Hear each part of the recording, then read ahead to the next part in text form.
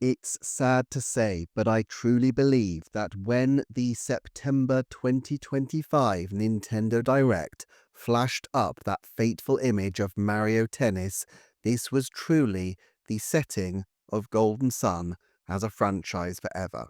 Now, some may say it has been dead a long time already, others contend that it still has a chance. My view has been for a long time that there was actually a small, but still fairly decent chance that the franchise could return. But not only has that chance now evaporated, but I actually think examining the history of the franchise, we can see why a return was never destined for Golden Sun, even as niche triumphs like Another Code, Famicom Detective Club, and the glorious Advance Wars have all resurfaced. This video is the glorious history of developers Camelot Software Planning, the rise of Golden Sun, how Nintendo truly viewed that franchise, and the dark dusk of not one but two legendary RPG series. But before we look too far ahead, I think we need to have an understanding of how we got to this point and to meet a few very important people. First up, Hiroyuki Takahashi, who in the 1980s left Enix, where he was a programmer on the Dragon's Quest series, and joined Climax Entertainment, a group notably responsible for the landmark action RPG Landstalker on the Sega Mega Drive or Genesis. There, he wrote and directed an ambitious dungeon crawler, Shining in the Darkness. With the success of this title and the even greater success of its sequel in the tactic genre, Shining Force, he spun off the development group into a team called Sonic Software Planning, named after Sega's legendary mascot. Camelot legend Yasuhiro Taguchi came on board as a co-director for Shining Force and its sequels, while Hiroyuki's brother Shugo came on board as a programmer from Shining Force 2 onwards. The rest of the team also reads as a who's who of the programmers who would make Camelot truly great over the years. Battle specialist Haruki Kodera, tech lead Kenji Numaya, UI specialist Yataka Yamamoto, and course designer Shuji Shimizu. Largely the core team from that wonderful classic of the 90s, Shining Force 2, were still working together on Mario Golf Super Rush in 2021 and have been in the engine room of every title for the last 30 years that Camelot have put out. Despite creating one of Sega's most iconic and acclaimed RPG series, Sega didn't let Shining Force 2 use one of the highest capacity discs for the new game, meaning that the title had to be counted to the kilobyte to ensure that it actually fit into the limited software space. Still, the Shining series was going strong at that time. While this may sound like one coherent set of titles, the Shining games had about as much connected thread in terms of gameplay as Mario Tennis, Dr. Mario, and Super Mario Bros. Had. That is to say, not very much besides a shared sensibility and broad aesthetic. Hence, Shining Wisdom was a Zelda-like, Shining the Holy Ark a first-person dungeon crawler, and there were various types of tactic games in the Shining Force world, with the mainline titles also benefiting from huge Dragon Quest-style explorable towns and worlds. As Camelot moved from Sega's 16-bit console to the 32-bit Sega Saturn, they also looked at aging up to suit the core audience of that system. The games had always been influenced significantly by Dragon's Quest, but with the older demographic of the Saturn, Camelot started to pivot towards more of a teen and older audience, giving the later games a far greater narrative ambition than the earlier titles. Hiroyuki reflected on these Shining games as follows. It's actually a diverse group of games, and sometimes I wonder if it's right to call it a series. The two things we're always conscious of when making our games is, 1. We should always be evolving, and 2. That our games show our originality.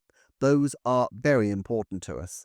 Back when I used to play a lot of different games, I used to have ideas about how such and such would make for a great video game. Many years passed and those ideas continued to go unused by anyone. For a long time I wondered why that was. I mean, you had all these popular games, wasn't the next step forward in gameplay and design obvious? But instead, the majority of games released just tried to imitate and ride the coattails of what was already popular. That was when I started to think, if no one else is going to step up, why not do it myself? I could start a company that was dedicated to creating games that did take that next necessary evolutionary step. That was one of the big reasons I switched over to the creative side. It's not that I think creating sequels is bad or anything. If you can create a series of games and each has its own originality and distinguish itself from others, then I'm all for it. But if it doesn't have that meaningful existence, I guess, then it's just a pointless endeavor for us as creators. So in that sense, originality comes first for us as a basic premise of what we do. End quote. Sadly, though, this shining age of originality was about to come to an abrupt end. In the late 1990s, Sega's Saturn system was dying. It was still moderately successful in Japan, Sega's most successful console ever in the Japanese territory, in fact, with a similar Japanese install base to the N64. However, it was an abject flop everywhere else, and its total lifetime sales were below that of even the Wii U. Sega was keen to cut and run, but Camelot had embarked on their most ambitious project yet for the Saturn. Shining Force 3 was to be a three-part series of games with interlinking scenarios. In Scenario 1, the player will be on the side of the breakaway Republic of Aspinia. In Scenario 2, on the side of the Republic's enemy, the third prince of the Empire of Dystonia. And in Scenario 3, on the side of a more morally grey character navigating between these two warring factions in a mission of revenge. Moreover, choices in one game would shape who lives and who dies and the shape of the narrative in subsequent games, making different playthroughs different in sometimes fairly substantial ways, something rare for RPGs even today. Hiroyuki explained his ambitions as follows. We wanted to avoid convention and predictability. Normally, strategy RPGs like this have a certain flow to them. You rescue someone, they join your party, you get new items. But what if your choice to save that person meant the death of someone somewhere else? The scenario we wrote, therefore, has a high degree of synchronicity, where the choices you make influence events in the story. You are creating the story with your choices. The director, Taguchi, explained some of the issues that this created, noting that the game keeps track internally of what events have happened where throughout the game. We call these flags, but those flags change what the next event will be. Looking at one or two in isolation isn't such a big deal, but as the scenario progresses, they form a breathtakingly complex web. End quotes. If the three-part adventure wasn't vast enough, a fourth disc was also available to order for those who collected all three games and sent off tokens to Camelot in Japan. This contained a boss rush and an assortment of other cool things. Even at the best of times, this was a highly ambitious title. On the dying Saturn, though, it was to face an ignominious routing.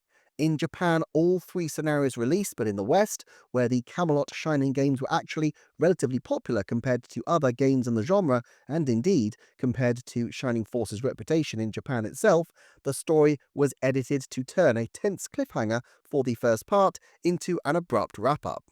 As a result, the second and lowest selling of the trilogy reportedly shifted 37,592 copies only, these all being in Japan.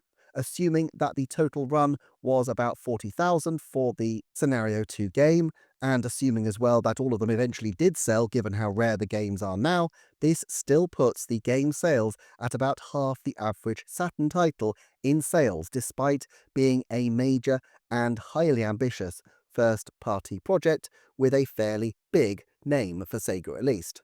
I think it's fair to say that this was a huge blow to Camelot in many different ways. Director Taguchi commented, "Everyone on our staff likes to stay overnight and work on their own stuff independently." And Taguchi's comments are borne out, with personal touches evident throughout the game, with details added into development as the game progressed until they finally admitted that they ran out of time. Taguchi recalled, "On the day before the deadline, we hadn't finished the final battle, and only 3 people were working on it. It ultimately took us several days, but that period where we lost sight of when it would be finished, that was the most frightening time." End quote. Exactly how this led to the break with Sega remains unclear.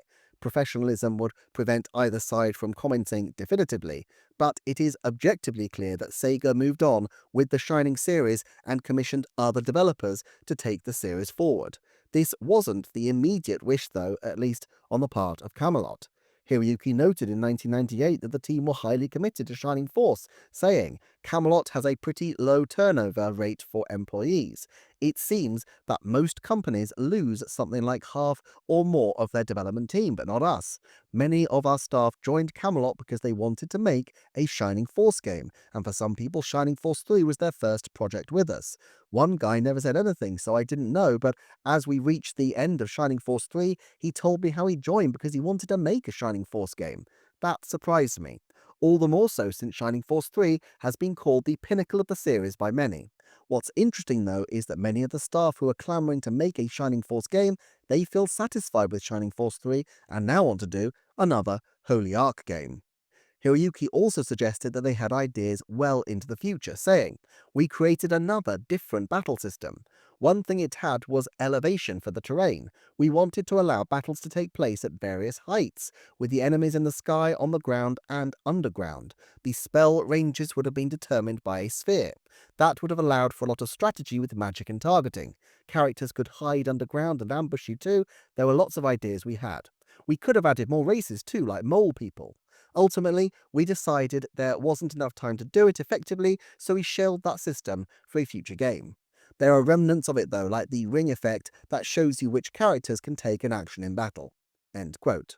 Now, does this sound like the talk of a team done with RPGs and the Shining universe? It certainly feels hard to imagine that Camelot weren't put out at having been shoved off the series they had so much passion for.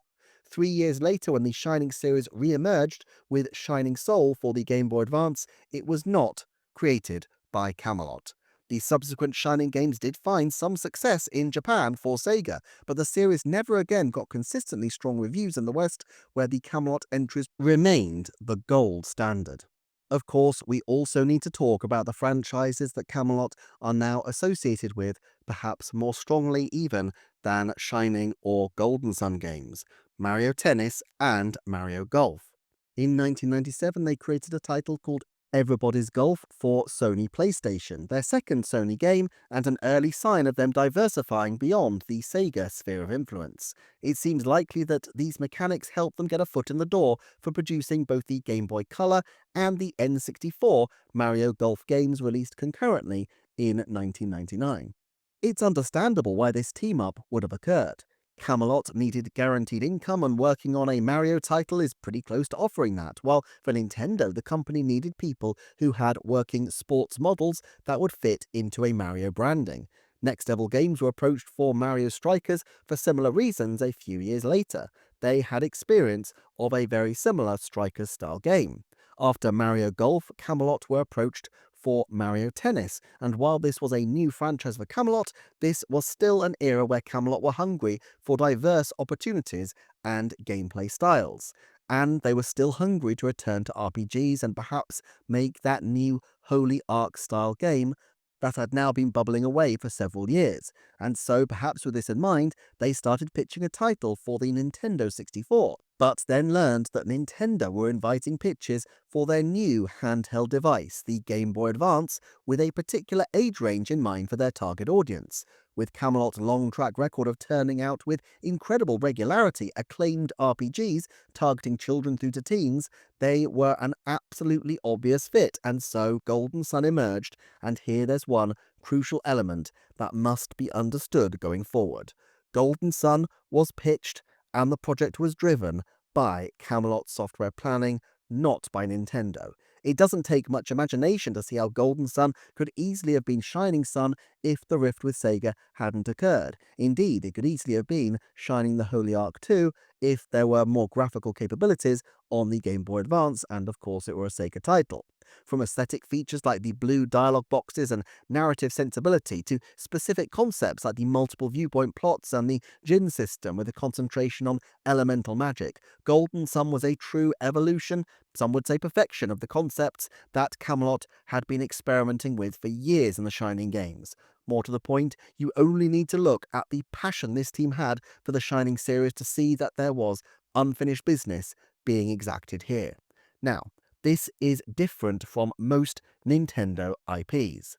The Xenoblade Chronicles series is seen as distinctly Monolith Soft in its voice, and to a large degree it is, and the Fire Emblem titles have been co-developed for decades in partnership with Intelligent Systems. But in actuality, Nintendo producers and even directors have been intimately involved with these franchises all the way along. It's the rare game which isn't led by a combination of Nintendo talent in concert with the specific developers.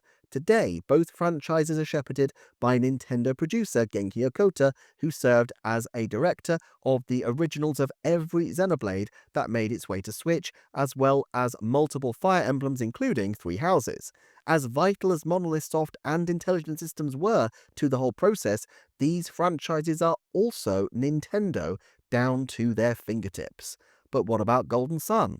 The main producer on 2010's Dark Dawn and the coordinator of the first two Golden Suns was Toshihiro Izuno, who started debugging on the original Mother game and appears to have left day-to-day game production at the moment. His last full producer credit was on the 3DS game Mario & Luigi, Bowser's Inside Story and Bowser Jr.'s Journey, and he had special thanks credits on Animal Crossing New Horizons and Splatoon 3. That suggests he's still around, although it could also mean that he's consulted early on before leaving the company, and the thanks credit reflected this residual involvement, even if he's no longer at Nintendo. Either way, Izuno has a huge portfolio of titles, and while he's often been Camelot's link at Nintendo, the nature of his involvement appears to be less a driving creative force like an Aonuma or a Sakamoto, and more a distant advisory figure. We can get an insight into this from the interviews for a separate game he worked on. On the development of Fatal Frame, the developers from Koei Tecmo reflected. As well as seeing where we needed to make adjustments to the map, we also looked at the guidance the player would get at the start of the game. Osawa-san and Izuno-san gave us a lot of carefully considered feedback on the tutorial that initially introduces the player to the story. Izuno also has a job to ensure that these collaborative titles are going to be significant sellers. When interviewed about the Mario and Luigi Dream Team game, he noted, "I've been the producer since the third Mario and Luigi game. This time I was general producer. Sales for the Mario and Luigi series had slowed with the second game, so we thought about how we could make a comeback with the third one." End quote. Well, if sales of Mario and Luigi displeased them, then just imagine the trajectory of Izuno's eyebrows when the Golden Sun Dark Dawn numbers came in. He also confirms that he doesn't have the time to get hands-on, noting, "Well, if I could, I'd get involved in the hands-on work too. But as a result, the team's overall strengths synced up and it turned out well, so I think the team had a good balance." End quote. And in that, he was definitely talking about Golden Sun Dark Dawn, the DS flop which marked the end of the Golden Sun franchise on Nintendo systems. Basically then, Camelot were offered the kinds of creative support that Nintendo offers on most games it publishes, but were largely hands-off in terms of anything really deep and creative. And that's great because it means that the same Camelot team were still there to be tapped and are still passionate about their RPGs, but it also means that if we're looking to Toshihiro Izuno to be some creative force for the long-term future of Golden Sun, to partner up a new studio with the Golden Sun developers and create something from scratch, we are looking in vain. Sometimes I see people saying, "Oh, it would be great to see Monolith Soft on Golden Sun. It would be great to see Grezzo or Next Level Games," but this, to me, defies all plausibility. This was always a Camelot software planning series. In fact, we know exactly how involved Izuno was in the development of Golden Sun, as he discussed this with Nintendo Dream magazine in 2001.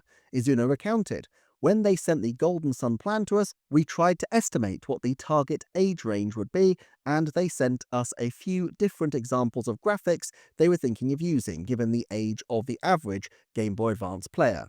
Shugo noted as well, "In that sense, we really scrapped a lot of ideas in Golden Sun. We try something, scrap it, make something new, scrap it again. For the graphics too, we tried many different things in our efforts to pin down the right age demographic. The Game Boy Advance was next-gen hardware, but we weren't sure what kind of graphics were best for a next-gen system. We demoed quite a bit of stuff internally before we showed anything to Nintendo. It was a lot of back and forth, we weren't really sure ourselves." End quote. Izuno, usually rather quiet in interviews, also chipped in when asked about the sequel. "We're aiming for next spring." Now, it's not just Izuno who is linked to the series from the Nintendo end. Yuya Sato, who was most recently an assistant director on The Legend of Zelda Tears of the Kingdom, was an associate producer on Dark Dawn. But this was his only Golden Sun experience, and he wasn't the main producer for Nintendo, suggesting that it was more a case that he was called in to troubleshoot on some particular aspects. But what's immensely clear through all of this is that the core elements of the games were Camelot, to the point where they were demoing things internally without even showing Nintendo yet. Nintendo advised on commercial considerations, offered wise feedback, and were involved in debugging, of course. In fact, Izuna confirms that he did a lot of work in debugging, and that's not a bad thing, since Camelot Sega games weren't beyond the odd, very odd, bug. Basically, Nintendo did everything you would expect of a responsible publisher, but fundamentally this was never a Nintendo series in spirit, and I honestly don't think Nintendo ever considered it as such. It's not that they didn't think it was good or worthy, just that it was never truly theirs, and therefore I can't see any reason why they would want to bring it back off their own initiative. That's just not how Nintendo works, and we should note that it was only after they did double duty on both Nintendo 64 and Game Boy Color editions of both Mario Golf and Mario Tennis that Camelot's pitch for an RPG, first on N64 where they had some experience, but then finally on Game Boy Advance, was even considered, let alone accepted. In other words, even at the absolute height of Camelot's RPG prowess, Golden Sun was third on the priorities list for Nintendo. But what about at Camelot themselves? Let's just check back with their philosophy as expressed during an interview ahead of 2001's Golden Sun, the last true example of them innovating with a game format. Do you remember Hiroyuki's stirring words earlier about originality, which I quoted? Well, at that point, Shugo chimed in with, "Yeah, it has to be something we personally want to make, you know. Without that, dot dot dot." Well, there was clearly a cultural change around the turn of the millennium because, for a team that were obsessed with burying things up, their 2000s output reads golf, golf, tennis, tennis, golf, golden sun, golf, golf, tennis, tennis, golf, tennis, golden sun, tennis, golf, tennis, sports, tennis, golf, tennis. Oh, and if you think that the one sports title in there, the late in life 3DS collection Mario Sports Superstars, is an indication of them branching out, you should know that Bandai Namco handled much of that game. What did Camelot bring to the table, though? Why? Golf and tennis. I think there are a couple of things going on here. First of all, Nintendo were very clear in their own priorities. A niche RPG series for kids is fine and was pretty useful for the launch of the Game Boy Advance, but Mario is the guy who puts the mushrooms on the table, and he's where they want to put their focus. If there was a gap in the schedule, then sure, Camelot could roll the dice on something different, but of course Camelot's only return to Golden Sun in the last 2 decades, Golden Sun Dark Dawn, sold so poorly that there are no definitive reports from Nintendo as to what its sales numbers even were. One curious thing about Golden Sun is that, like Shining Force before it, it was far more successful in the West than the East. Remember, the post-Camelot Shining games did very nicely for Sega, despite having received tepid reactions in the West, if they were even localized at all. The aesthetic that worked well enough for Dragon Quest clearly didn't resonate in anywhere near the same way for Japan as it did in the rest of the world. Therefore, even if Camelot did have a love for the series, I don't think you can say that either the Shining or Golden Sun games had any cultural cachet in Nintendo's home territory which Camelot could leverage. Now, Nintendo has pushed series that are bigger in the West than Japan before now. Metroid and Donkey Kong Country, and most notably, even Zelda, fall into this category to some degree. But more often, the bubble series they back are ones where there's a greater Japanese demand. Fire Emblem, Pikmin, Xenoblade, even Splatoon in its earliest days, although now of course it's pretty much a transnational hit. So, if Nintendo weren't going to push the series, and the Japanese audience weren't paying for it, and Camelot had seemed to have moved on culturally from their experimental early period, where did that leave Golden Sun? The fact is, the first 2 Golden Sun games provided a bridge for Camelot to work out their ideas for future RPGs. As I've mentioned, I suspect the sequel to Shining the Holy Ark, which they talked about in a previous interview, in large part became Golden Sun, because apart from the first-person perspective, Golden Sun is far closer to Shining the Holy Ark in spirit than any other Camelot title. But while staying in the office all night tinkering with elements of your niche RPG series, that may or may not pay the bills at the end of the day is a great lark in your 20s and 30s when you're a passionate, starving artist, having a steady day job working within Nintendo's strict guidelines for Mario, but with mortgage payments pretty much guaranteed, certainly makes sense for people moving into their 40s and 50s. I'm not saying that Camelot weren't artistically committed to the Mario Sports series or that these aren't really good games. I just think these Shining games, and to some degree the Golden Sun titles, are the works of hungry, young developers. The tennis and golf games, especially the later ones, feel like the work of old pros. The hunger, the creativity, the offbeat brilliance is largely gone, replaced by stolidity. Camelot still referred to themselves as an RPG team, but the specific means by which they got their RPG fix was story modes in the Mario games. That's not to say that there haven't been moments over the years where a return to their roots hasn't seemed at least plausible. In 2017, Hiroyuki Takahashi was interviewed at a conference and mentioned he would be keen to do a Shining Force 4. This wasn't a complete pipe dream at the time, since Sega were then looking at reviving old franchises, and we've seen that bear fruit over recent years with Shinobi, Streets of Rage, Wonder Boy, and 2D Sonic revivals. But while I suspect the Takahashis would be keen to entertain an offer from Sega, Sega were never going to be in a position to be competitive financially with Nintendo and Mario. And so, where are we now? Shugo Takahashi is 63 as of September 2025, whereas his older brother Hiroyuki is 68 as of October 2025. The retirement age in Japan is usually 65, but of course, as the brothers have their own well-established business, they don't need to retire if they don't wish to do so. Hiroyuki is still the representative director, and the company isn't showing any signs of slowing down.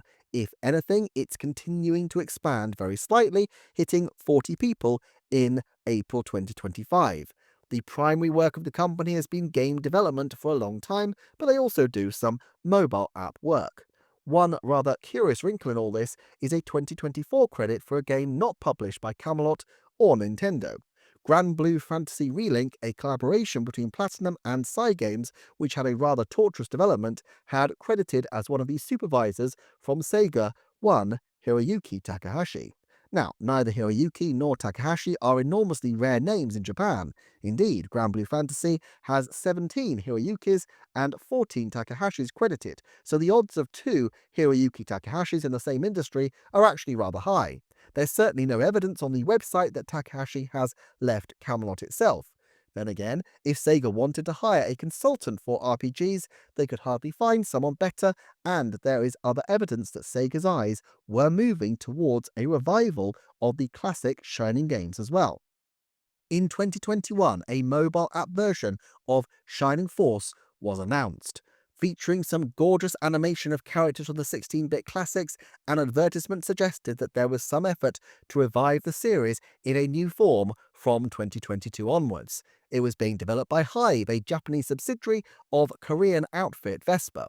Unfortunately, the project was suspended, with the Vespa CEO informing the investors that this was due to the burden of costs, saying that from last September until this month we were pursuing a sale of the Shining Force rights. We intended to reduce the development cost burden and bring in funds by selling the Shining Force rights. Unfortunately, the counterparty was overseas large company, so the sale became subject to a fair trade business combination filing, which prolonged the sale process.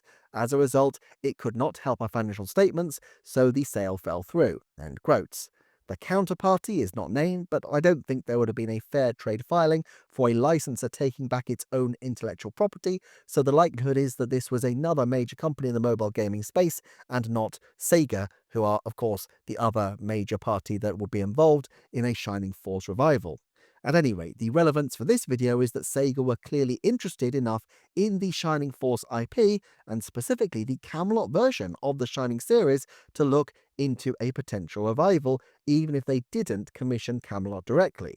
Now, Sega aren't like Nintendo. When Streets of Rage 4 was launched, there was nobody at Sega who had a history with the franchise involved in that game, and indeed, most of the Sega team were actually from the Yakuza group.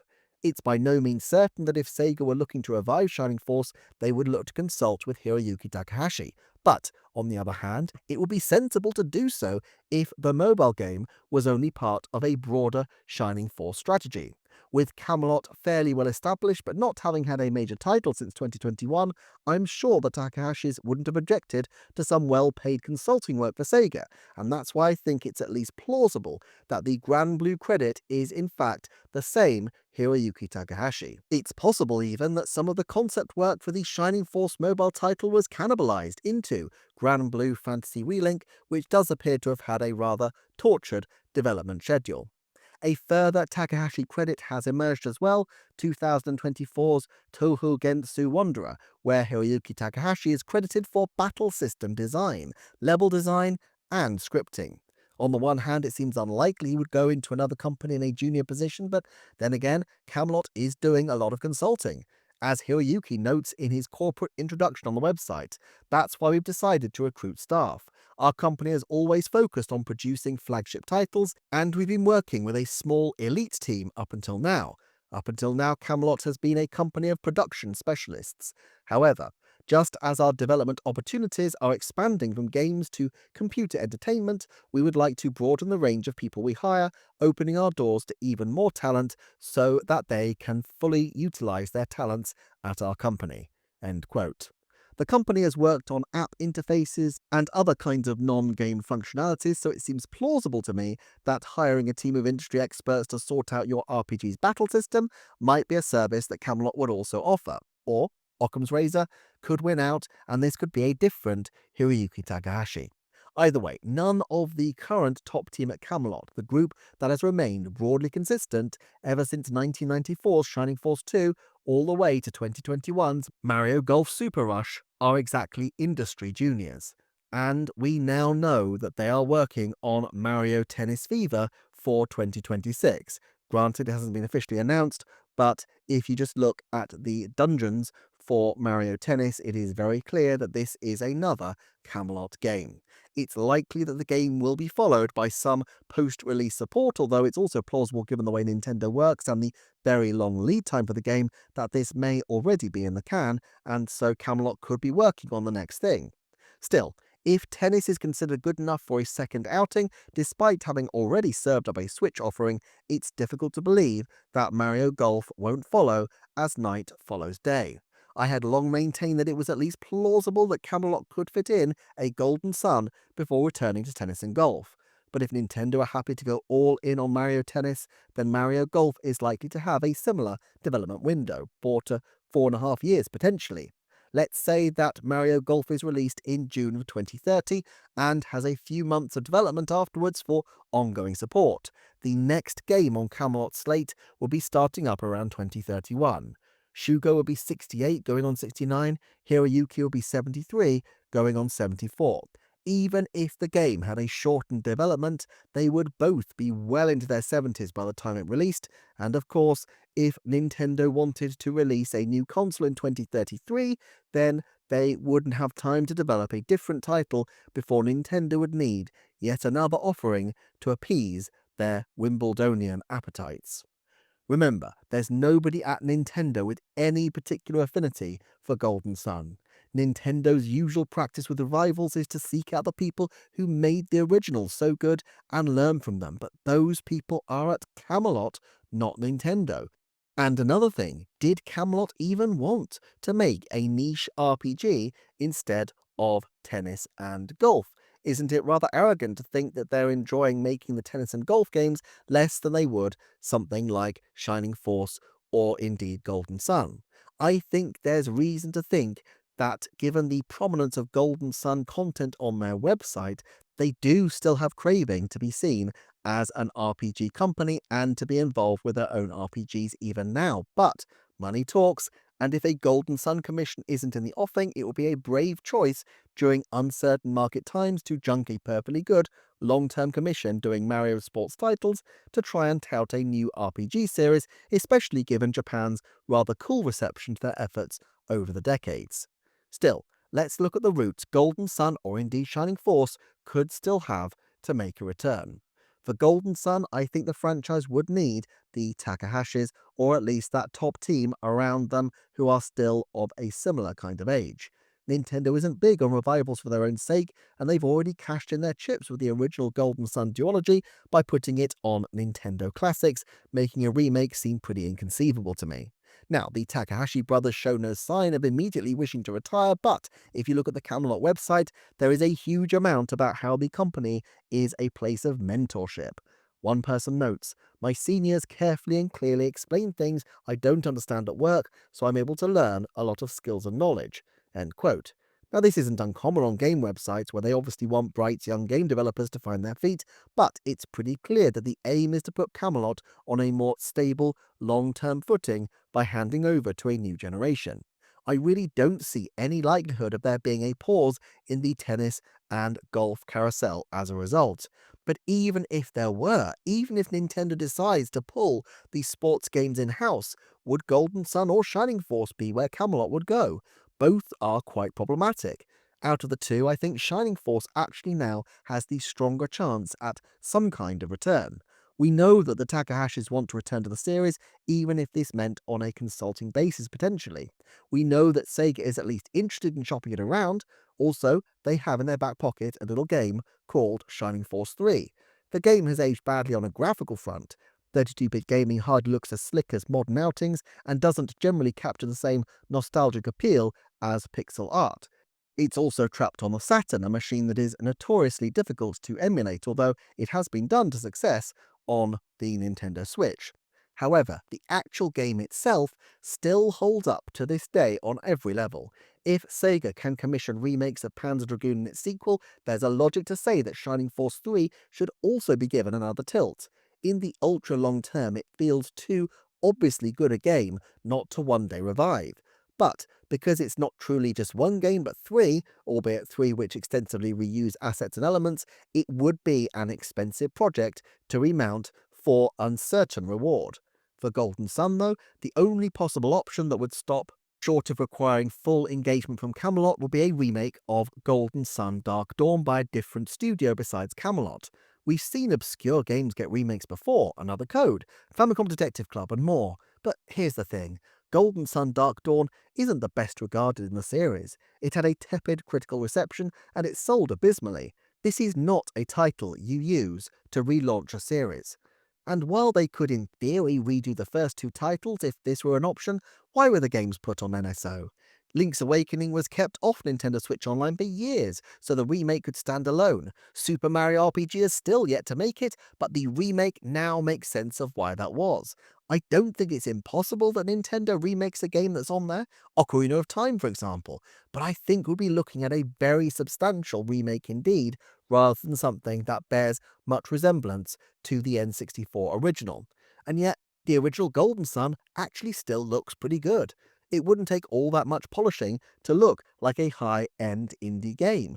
The potential was there. A full 3D remake would be absolute overkill, but perhaps in a different world they could have made some slight alterations and still put out a title to sell for, yes, a lower price, but still for a substantial margin. However, I think that ship has definitively sailed. So the only other option for Golden Sun is that Nintendo decide to put a different developer on it, which, as I've said, is unimaginable to me as it stands. Maybe one day there will be a leadership at Nintendo which is happy to revive franchises for the sake of them being Nintendo franchises and ignore the other creative considerations involved, but this has never been Nintendo's approach. Now, there are other long-time members of Camelot Software Planning, but even people like Yusuke Sugimoto have been there since the 1990s. When I reacted to the September Direct, a few people felt that I was going too far, declaring Golden Sun dead and buried at the sight of Mario's tennis socks, but I stand by my conclusion that there was only ever an incredibly narrow and time-limited path to that series ever having a chance at a return. And frankly, objectively, I can see why Nintendo wouldn't want it. They now have more RPGs than they can count, and they're not particularly reliant on Camelot. Even if they did revive Golden Sun, what will they do with it? They have nobody on staff with a feel for it, and literally everybody at Camelot connected with the franchise, at the very least, is in the second half of their career, if not flat out at retirement age. There's no long-term benefit for Nintendo in this, and the sales of past titles suggest there's no short-term benefit for the company either. So what is the ultimate future for Camelot, for Shining Force, and for Golden Sun? I think Camelot will probably have some kind of transitional handover to a new generation, and indeed, that may already have taken place, although we won't know until the Mario Tennis Fever credits are available to be seen. Things will become clear once those credits can be analysed, but it wouldn't completely surprise me if once the Takahashi brothers retire, the company is ultimately absorbed into Nintendo EPD, allowing the senior figures a bit of time to work with Nintendo more closely before it essentially becomes a bank of junior Nintendo staff. It feels to me like it would be a relatively inexpensive purchase for Nintendo and would follow the same kind of principles as the acquisition of Next Level Games, albeit with Camelot being a lot smaller. Having said that, it seems that the Takahashis are aiming for Camelot to be able to continue as an independent entity with its new consulting procedures, so perhaps they don't see the Nintendo offer as something they would like to consider, even if it does eventuate. But even if Camelot stay independent, I suspect any new hires for them will be more connected with developing sports titles than having experience of classic RPGs, and so the company doesn't really have the institutional memory to return to what it was, even if it wanted to. That means that likely a new Shining Force, if one were developed by Sega, wouldn't be by Camelot, although I suspect the Takeshi brothers would happily supervise and have some involvement potentially after retiring their interest in Camelot. As for Golden Sun itself, at some point Nintendo Classics will get a DS console and we will see Dark Dawn return.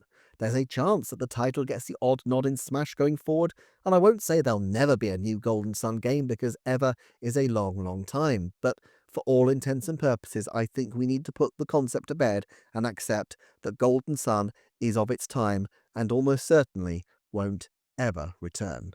And yet, since this is a Camelot video, having one final cliffhangery tease seems appropriate. Although I try to ground these videos in realism, or at least couch long shots in terminology that shows how long shot they are, there is one route to a Golden Sun revival so colossally stupid, so deliriously silly and unlikely and out there, that while I think the odds of it being used to bring back Golden Sun are astronomically remote, there may be a chance that Nintendo tries it one day with at least one of their franchises. That'll be a subsequent video which is either on screen if it's released by the time you're watching this, or if not, do hit subscribe or check out the Patreon, the link below, to see more. Thanks so much for watching, and I shall see you next time for another Nintendo Forecast.